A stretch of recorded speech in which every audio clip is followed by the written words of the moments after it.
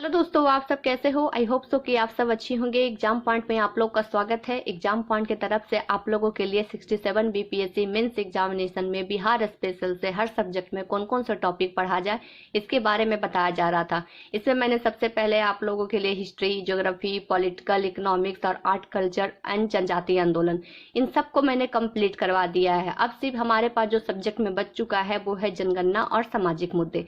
आज के सेशन में जनगणना और सामाजिक मुद्दे के बारे में बताया जाएगा कि सामाजिक मुद्दे में कौन कौन इंपॉर्टेंट पॉइंट्स है बिहार स्पेशल्स में, जिससे हर बार बीपीएससी क्वेश्चन पूछ रही है। और जनगणना में कैसे पढ़ना है इसके बारे में मैं आपको बताऊंगी। जनगणना तो आपको पता ही है कि सेंसस हम लोग का 2011 वाला ही चलेगा, क्योंकि नई जनगणना अभी तक नहीं हुई है। उसकी वजह आपको पता है, कोरोना काल के वजह से ही अभी तक जनगणना नहीं हुई है। तो आज के सेशन में आपको सामाजिक मुद्दा और जनगणना के बारे में बताया जाएगा। और आज के सेशन के बाद आपका बिहार स्पेशल में हर सब्जेक्ट में कौन कौन से टॉपिक पढ़ा जाए इसमें कोई भी प्रॉब्लम नहीं रहेगा, क्योंकि आपको हर सब्जेक्ट में इंपॉर्टेंट टॉपिक आपको बता दिया गया है। जो भी स्टूडेंट पहले का वीडियो नहीं देखे हैं वो लोग वीडियो देख लीजिए, क्योंकि उनको आने वाले टाइम पे उनके लिए बहुत ज्यादा इंपॉर्टेंट है। ठीक है, तो चलिए आज का हम लोग सेशन शुरू करते हैं। तो आज के सेशन में जैसे कि मैंने आपको बताया कि सामाजिक मुद्दा और जनगणना, तो चलिए हम लोग देखते हैं। तो देखिए मैंने सबसे ऊपर लिखा है सब्जेक्ट, उसके बाद देखिए दो, जैसे कि आप जान रहे हैं, दो आज कंप्लीट होने वाला है। तो देखिए बिहार के सामाजिक मुद्दे और बिहार की जनगणना 2011 वाला। ठीक है, अब देखिए मैंने यहाँ पे लिखा है 67 बीपीएससी से डीपीओ मेंस एग्जामिनेशन में बिहार के समसामयिक यानी सामाजिक मुद्दे से महत्वपूर्ण टॉपिक कौन कौन से हैं। तो इससे पहले बताने से पहले पॉइंट्स को मैं बता देती हूँ सामाजिक मुद्दा क्या होता है। तो देखिए सामाजिक मुद्दा जो समाज को सुधारने के लिए हर एक राज्य अपने लिए, अपने राज्य के वासियों के लिए चलाए जाते हैं, वही सामाजिक मुद्दा होता है। ठीक है, अब एक एक करके हम लोग जान लेते हैं कौन कौन से टॉपिक हैं। तो देखिए बिहार कौशल परीक्षण कार्यक्रम, दूसरा है बिहार स्टार्टअप नीति 2011। आपको पता है, मैं एक एक करके आपको डिस्क्राइब करते हुए चलूंगी ताकि आप लोग को समझ में भी आ जाए। ठीक है, कि बिहार स्टार्टअप नीति, आपको पता है स्टार्टअप अगर कोई भी नया रोजगार आप शुरू करना चाहते हैं तो बिहार गवर्नमेंट आपको बहुत ज्यादा सब्सिडी और बहुत ज्यादा आपको लोन भी पैसा दे रही है। नेक्स्ट है बिहार में कृषि क्षेत्र में नवीन पहल। आपको पता है बिहार कृषि क्षेत्र में बहुत नवीन पहल ला चुकी है। कई सारे ऐसे योजनाएं चलाए जा रहे हैं जो कृषि के द्वारा कृषि के लोगों के लिए चलाए जा रहे हैं। आपने न्यूज़पेपर वगैरह सब जगह पे आप लोग देखा होगा बिहार में कृषि के क्षेत्र में जो चलाए गए नवीन पहल है उसके बारे में इसमें आपको ध्यान से पढ़ना है। ठीक है, देखिए एक कुछ जो आपका सामाजिक मुद्दा है वो करंट में से जुड़ जाएगा। ठीक है, अगर आप लोग डेली न्यूज़पेपर पढ़ते हैं तो आप लोग को कोई भी प्रॉब्लम नहीं होगा समझने में। फिर देखिए बिहार में मनरेगा रोजगार का आधार। मनरेगा आपको पता ही अच्छे तरीके से 100 दिन की, 90 दिन की या 100 दिन की गारंटी, रोजगार की गारंटी, ये रोजगार का आधार है। यहाँ पे स्त्री और पुरुष दोनों एक समान कार्य किया जाता है, दोनों को एक समान वेतन भी भरते भी मिलते हैं। तो देखिए मनरेगा का काम किस तरीके से चल रहा है बिहार में, इसके बारे में इस पूरे के पूरे टॉपिक में आपको पढ़ने को दिया जाएगा। ये किस अधिनियम के द्वारा बनाया गया, किस तरीके से इसको स्टार्ट किया गया, सब आप पढ़ेंगे तब आपको मिल जाएगा। फिर देखिए जी उसके बाद अगला टॉपिक है जीविका राज्य में ग्रामीण जीविका मिशन।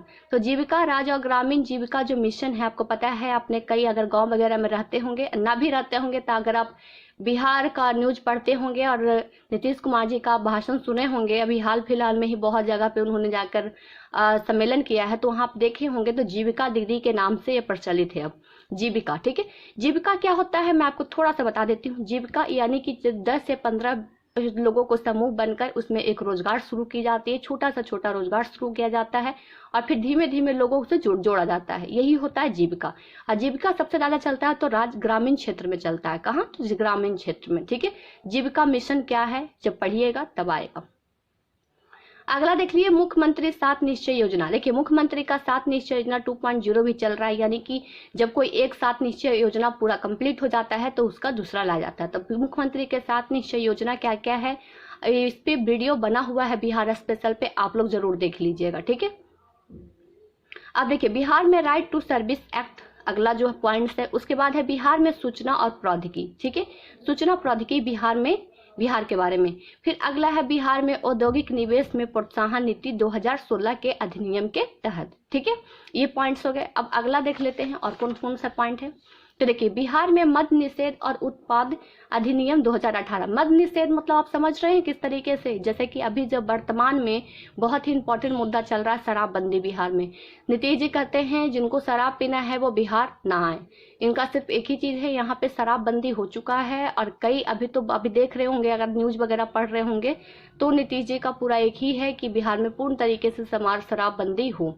फिर अगला देख लीजिए, तो देखिए ये शराबबंदी था जो अधिनियम के तहत लाया गया था।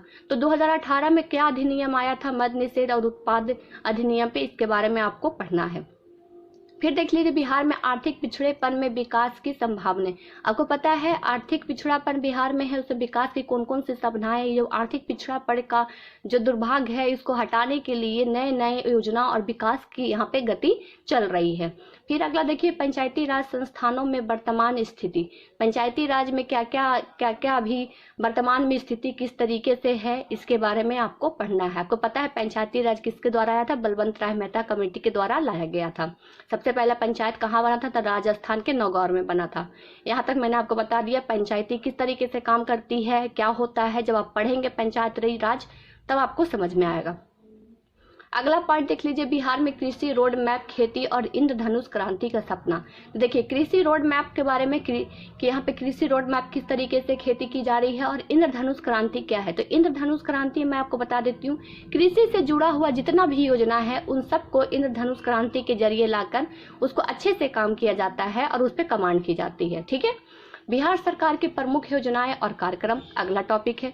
जो बिहार सरकार जैसे कि जो योजना चला रही है, एग्जाम्पल के तहत मैं लड़कियों लोगों के लिए योजना चल रही है कन्या उत्थान योजना। आपको पता है मैट्रिक पास करने पे कितने पैसे मिलेंगे, ग्रेजुएशन पे कितने मिलेंगे, अगर आपने स्नातक किया है, स्नातकोत्तर किया भी है, यानी कि बीए कर रखा है, एमए कर रखा है, तो कितने पैसे मिलेंगे। हालांकि मुझे तो कभी नहीं मिले, ना ही 12th में मिले, ना ही उसके बाद बीए में मिले और ना ही एमए में मिले। मेरे साथ प्रॉब्लम ये होता है कि जब मैं पास आउट हो जाती हूँ उसके बाद ये शुरू होता है, तो मुझे तो कभी नहीं मिले। लेकिन जिन भी स्टूडेंट अगर वो ग्रेजुएशन पास आउट कर चुके तक कन्या उत्थान योजना के तहत जाकर उसमें आप लोग ऑनलाइन इसका फॉर्म भराता, आप लोग भरिए और ले लीजिएगा। ठीक है, फिर अगला देख लीजिए राज्य विभाजन का प्रभाव। देखिए राज्य विभाजन का प्रभाव, जैसे कि बिहार राज्य, झारखंड अलग हुआ, उड़ीसा हुआ, तो क्या प्रभाव पड़ा बिहार पे, बिल्कुल बहुत प्रभाव पड़ा। झारखंड जब अलग हुआ 2000 में तो बहुत प्रभाव पड़ा ये प्रभाव कि बहुत सारा जो कोयला वाला क्षेत्र थे, बहुत सारे ऐसे जो मिनरल्स वाले क्षेत्र थे वो झारखंड की तरफ चले गए और बिहार के पास सिर्फ कृषि ही रह गया। तो बिहार जो राज्य विभाजन हुआ उसका क्या प्रभाव पड़ा, इसके बारे में आपको इस टॉपिक में पढ़ना है। अगला देख लीजिए बिहार विशेष राज्य का दर्जा बनाम रघुवर राजन समिति। देखिए इस एक क्वेश्चन में आपको मैं समझा देती हूँ, ये टॉपिक आपको अच्छे से समझा देती हूँ। देखिए विशेष राज्य का जो दर्जा है वो मांगा जा रहा है, आपको पता है बिहार में, तो लेकिन किन के द्वारा, देखिए रघुवर राजन एक समिति के द्वारा आया है, इसी के जरिए मांगा जा रहा है कि बिहार को विशेष राज्य का दर्जा मिले। तो जितने भी मैंने आपको पॉइंट्स बताए, खास करके जो सामाजिक मुद्दा है, सामाजिक मुद्दा से रिलेटेड कुछ और पॉइंट्स आपके माइंड में है तो उसको भी आप नोट डाउन कर लीजिएगा। कोई भी आपका नया कोई भी योजना आ रहा है, कोई भी सामाजिक मुद्दा के लिए कोई नया काम किया जा रहा है बिहार में, तो सबको इसी में जोड़ लीजिएगा, क्योंकि ये सामाजिक मुद्दा आपके करंट में आपको बहुत ज्यादा मदद करेगा। आपको पता है कि समान अध्ययन पेपर 1, जिसको हम लोग यानी मेंस एग्जामिनेशन में 2 पेपर होते हैं, पेपर 1 और पेपर 2। पेपर 1 में आपको पता है करंट है, तो करंट इन्हीं सब जगह से आपसे पूछा जाएगा। तो इन सबको ध्यान रखते हुए जिस तरीके से मैंने आपको बता दिया, और भी आपके पास अगर पॉइंट्स है तो आप मुझे भी कमेंट करके बता दीजिएगा और खुद भी लिख लीजिएगा। तो आप देख लिए कि सामाजिक मुद्दा क्या क्या है, समाज को सुधारने के लिए समसामयिक मुद्दा क्या क्या है, इस सारे के बारे में मैंने आपको बता दिया। कौन कौन सी योजना चल रही है, किस तरीके से चलाया जाता है, थोड़ा सा डिफाइन भी करके मैंने बता दिया आपको। तो इसी तरीके से आप लोग बिहार के जो सामाजिक मुद्दा है, सामाजिक मुद्दा है, इस जितने भी पॉइंट्स मैंने आपको बताया है इसको लिख के अपने पास रख लीजिए और आपके हाथ में एक ब्रह्मास्त्र है, उसका यूज करिए और अपना नोट तैयार करिए। और नोट तैयार करके आंसर चेक कैसे किया जाता है मैंने आपको बुक भी बता दिया है, उस बुक का हेल्प ले लीजिएगा। ठीक है, मैं बताने के बाद पूरा फिर एक बार बुक का बता दूंगी। अब हम लोग लेते हैं बिहार का जनगणना 2011 वाला। ठीक है, क्योंकि नई जनगणना अभी तक नहीं हुई है। तो देखिए बिहार का जनगणना, ठीक है, तो बिहार देखिए यहाँ पे मैंने लिख रखा है कि बीपीएससी सीडीपीओ में 67 बीपीएससी और सीडीपी मेंस एग्जामिनेशन में कौन कौन से टॉपिक सभी विषय में पढ़ा जाए, जिसमें विषय है हमारा अब जो आ गया है वो है। अब उसके बाद मैं आपको बताने वाली हूँ जनगणना का। किसका? तो जनगणना का। तो चलिए हम लोग जनगणना का देख लेते हैं। तो देखिए हमारे पास आ गया जनगणना का। तो देखिए यहाँ पे जनगणना का आ चुका है। तो जनगणना में तो आपको पता ही है कि किस तरह जनगणना में आपको पता है आंकड़े वगैरह होते हैं, लेकिन मैं आपको थोड़ा सा बता देती हूँ कि किस तरीके से आप पढ़िएगा तो आपको ज़्यादा अच्छा रहेगा।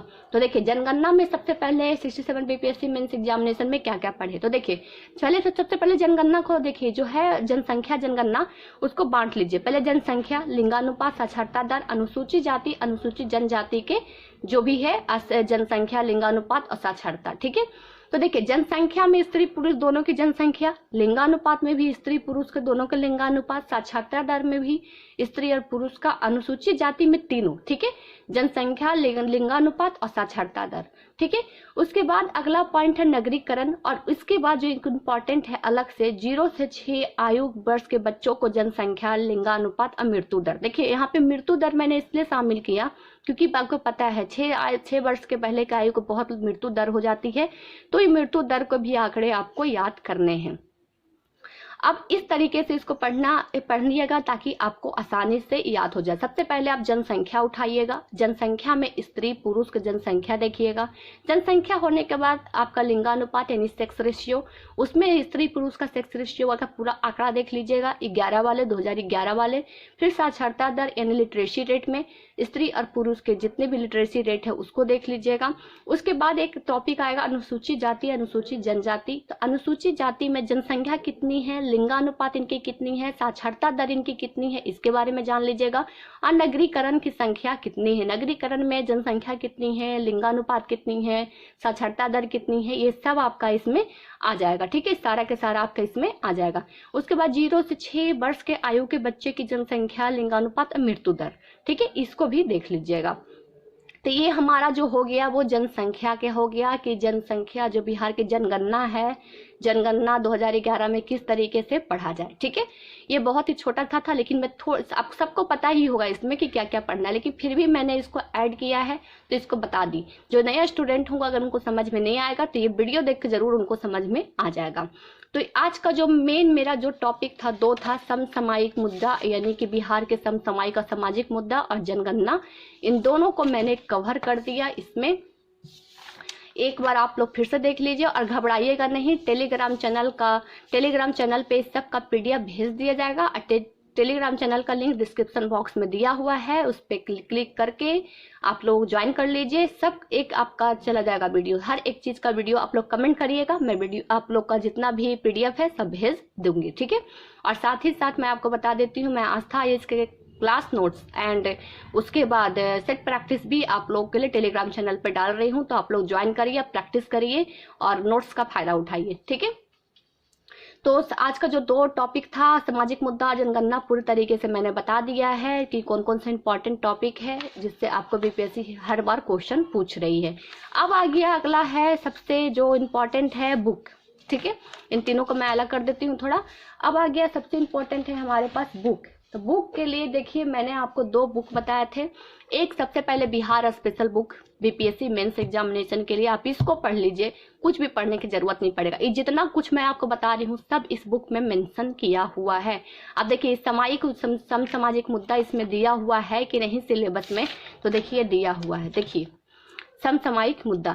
और देखिए मैंने टिक आउट कर रखा है, वही चीज मैं आपको बता भी रही हूँ। ठीक है। तो आप इस बुक को ले लीजिए, आप बुक से पढ़िए, आपको खुद समझ में आ जाएगा कि क्या जो नोट्स मैं बता रही हूँ, आपको टॉपिक बता रही हूँ, हर सब्जेक्ट में सही है गलत है, आपको खुद जज करके आपको पता चल जाएगा। एंड सेकेंड आपके लिए आ गया एक कि अगर आप इस पे मेरे पास बुक नहीं है लेकिन मैंने गूगल से क्वेश्चन आंसर राइटिंग कर लिया है, तो इसको मैं किस तरीके से देख सकती हूँ कि सही कि गलत। तो देखिए उसके लिए ये बुक है, ये क्वेश्चन बैंक है। बीपीएससी ने जब तक एग्जामिनेशन ले रखा है अब तक उन सब का इसमें मेंशन कर दिया गया है, कहाँ कहाँ से क्वेश्चन पूछा गया सब इसमें मेंशन है।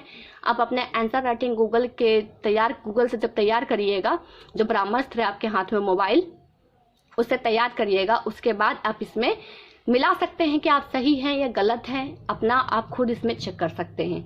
और ये मेरे पास 1 साल पुराना एडिशन है, 2022 अब यहाँ लिखा रहेगा, ध्यान दीजिएगा 2022 रहेगा, 21 का मेरा है, 2000 नया जो भी स्टूडेंट लेंगे वो 22 का रहेगा। कई बार मैंने इस बुक का चर्चा कर दिया है दोनों बुक का, तो आप लोग देख लीजिएगा। ठीक है।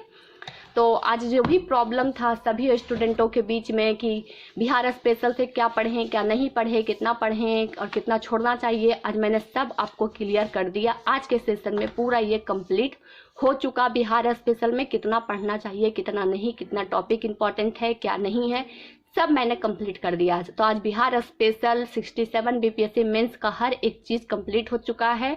आप लोग सब पूरा का जितने भी मैंने वीडियो डाला है आप लोग देख लीजिए। मैं आपको कहती हूँ कहीं भी किसी से पूछने की ज़रूरत आपको नहीं पड़ेगी, इसकी गारंटी मैं खुद आपको देती हूँ। किसी से भी पूछने की ज़रूरत आपको नहीं पड़ेगा। सारे वीडियो देखने के बाद आपको कोई भी कन्फ्यूजन नहीं रहेगा कि क्या पढ़ना है क्या नहीं पढ़ना है। ठीक है, देखिए जो प्रॉब्लम मेरे साथ हुआ है वही चीज़ मैं समझती हूँ, इसलिए मैं शेयर कर रही हूँ हर चीज़ को। इसकी वजह एक और भी है, बहुत सारे स्टूडेंट हैं गांव वगैरह में जो रहते हैं उनके पास बुक अवेलेबल नहीं है, लेकिन मोबाइल है उनके पास। तो एक ही मकसद है, बुक नहीं है कोई दिक्कत नहीं है, आपके पास ये सारे आपके पास नोट्स हैं, यानी कि आपके पास टॉपिक्स है। अब आपके हाथ में जो आप मोबाइल है उसमें रिचार्ज करिए, गूगल खोलिए, गूगल खोल के हर एक चीज़ के बारे में जानकारी मोबाइल से पढ़ लीजिए आप, या लिख लीजिए, आंसर राइटिंग कर लीजिए, आपके पास ही सब कुछ रहेगा। वो बहुत सारे ऐसे स्टूडेंट कहेंगे बुक नहीं है तो कैसे करें, तो उसी के मैं आपको बता रही हूँ, बुक नहीं है कोई दिक्कत नहीं है, मोबाइल है, मोबाइल में गूगल है, सब कुछ आपको मिल जाएगा। वो कहा जाता है वो समुद्र है तो समुद्र है, समुद्र से जितना चाहे आप निकाल लीजिए, जितना चाहे डाल के छोड़ दीजिए, वो आपकी मर्जी रहेगी। ठीक है, तो जो भी स्टूडेंट जो गांव वगैरह में रहते हैं जिनके पास बुक नहीं है उनके लिए रामबन है, और जिनके पास बुक है वो लोग बुक में ही टिक आउट करके रख लें, इंपॉर्टेंस टॉपिक जो नाम लिख के रख लें और बार बार उस पर प्रैक्टिस करें, आंसर राइटिंग करें। और आंसर राइटिंग तब करिएगा जब आप एक बार पढ़ लीजिएगा, बिना पढ़े आंसर राइटिंग मत करिएगा। ठीक है, तो पूरा का पूरा जो भी प्रॉब्लम था मैंने सॉल्व कर दिया है आप लोग के लिए। अब मैं आपको बता देती हूँ इसके बाद इंडियन हिस्ट्री में, इंडियन ज्योग्राफी में, इंडियन पॉलिटी में, या जितने भी सब्जेक्ट हैं इंडियन इकोनॉमिक्स में, सब पे कौन कौन से टॉपिक आते हैं बीपीएससी मेंस एग्जामिनेशन में, ये अब नेक्स्ट वीडियो में आएगा, अलग से आएगा। ठीक है, तो बिहार स्पेशल कंप्लीट हो गया, अब इंडियन हिस्ट्री इंडियन ज्योग्राफी चलेगा आप लोग के लिए। उसके बाद बहुत सारे लोग मुझसे कह रहे हैं मैम पीटी का एग्जामिनेशन का, तो पीटी का भी एक ही वीडियो में मैं पूरा का पूरा करवा दूंगी, पीटी वाला पूरा का पूरा आप लोग को पता चल जाएगा। ठीक है, एक ही वीडियो में। तो चलिए आज के सेशन में बस इतना ही, फिर आपसे मुलाकात होगी नेक्स्ट वीडियो के साथ और नए जोश के साथ और नई चीज़ों के साथ। तो चलिए फ्रेंड्स, इस कोरोना काल में घर बैठ कर तैयारी करिए, एक बार फिर मौका मिला है, तैयारी करिए और अपने आप को सेफ रखिए और अपने परिवार को भी ख्याल रखिएगा। तो चलिए आज के लिए बस इतना ही, फिर मुलाकात होगी आपसे नेक्स्ट वीडियो में। आज के लिए बस इतना, थैंक यू सो मच।